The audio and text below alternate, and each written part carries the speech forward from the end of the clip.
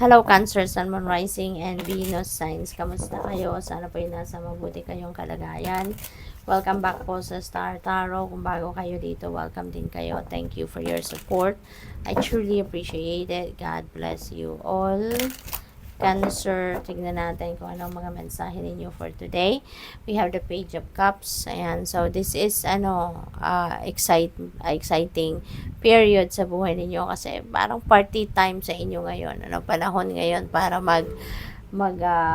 makipag-socialize, panahon ngayon para makipag-party, panahon ngayon para makipag-mingle kayo with other people, yung ganon.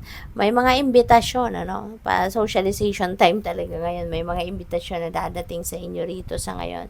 Sa mga okasyon, baka may mga celebration, birthdays, anniversary, graduation party, mga ganon, or other kind of celebration. But definitely, you will be invited, Meron kayong a-attendan na mga okasyon.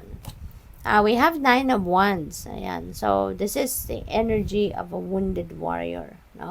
Parang, pero yung facial expression ng babae, parang hindi, yung parang napagtagumpayan na niya.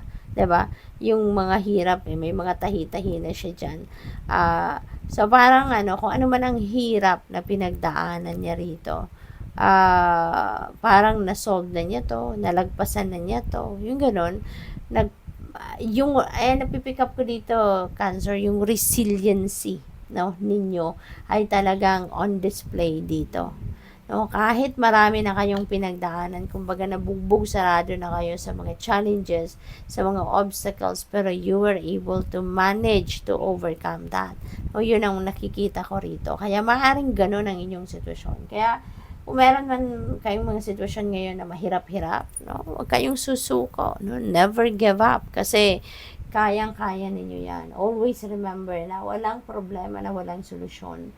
Hindi tayo bibigyan ng mga obstacles, ng mga challenging situation, problems, or whatever kind, na hindi natin kayang solusyonan.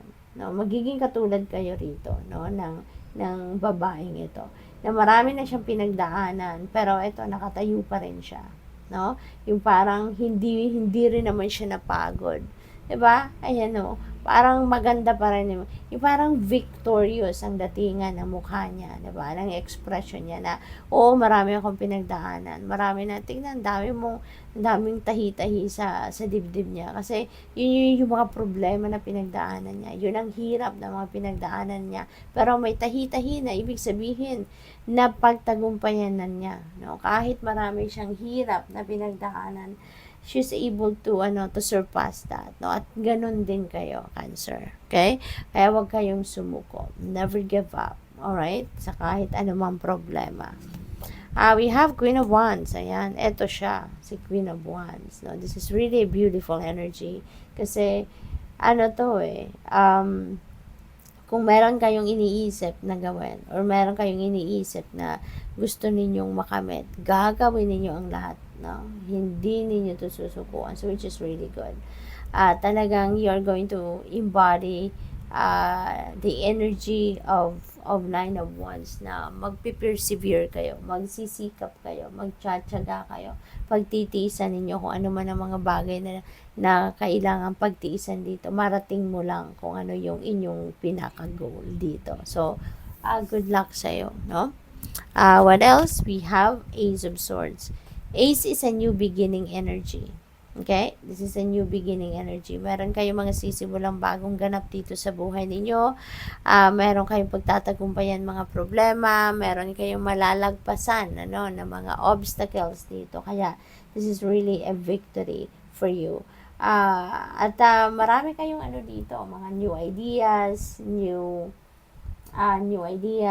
new insights na mapipick up, may mga bagong may mga epiphany kayo rito na may pipick up, at yun ang magbubukas, ng pinto para sa'yo, para makita mo yung right path na dapat mong puntahan, at yun ang magiging susi para pagtagumpayan mo ang mga problema, mga obstacles na maaaring pinagdadaanan ng iba sa inyo sa ngayon, yung mga bagong ideas na yan. We have Joy. Make time for the little things today. Okay? Make time for the little things today. kahit maliliit na bagay, kagaya rin sila ng malalaking mga bagay na parehas yan maghahatid sa iyo ng saya. Parehas maghahatid yan ng joy. Ang importante dito, yung ini-experience nyo lang, no? Kasi kahit malaking bagay yan, alam mong magiging maganda ang hatid na magiging masaya ka sa bagay na yun if you are not focusing on it. If you are not embracing it, wala din, di ba? Hindi mo rin may experience yung saya. Kaya, kahit maliliit na bagay, malalaking bagay, they are just as equally important, di ba? Kaya dapat, maliit man na bagay, ganun din ang pagtingin ninyo dapat, no? Kailangan nyo din na embrace ito, experience ito, para maranasan ninyo, di ba? We have beginnings. Oh, hang on. Be present. Wow, napakaganda nito. Be present in the here and now, no? Wag na tayong mag-focus doon masyado sa kung anong nakaraan na, kasi wala na yun, tapos na yun eh. Wala ka nang makukuha doon, 'di ba? That's already done.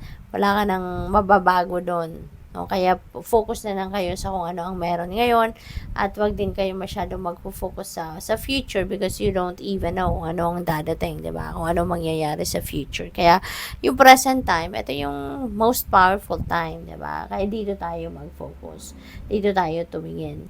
With the beginnings, ayan, there's new beginning, no? Marami kayong bagay na sisimulan ngayon, tulad ng Ace of Swords kanina. May mga sitwasyon talaga kayo na sisimulan ninyo sa ngayon. May mga bagong bagay kayo na pagtutuunan sa ngayon. Kaya napaka-exciting din. So, good luck. Thank you for watching. Love and light. Namaste.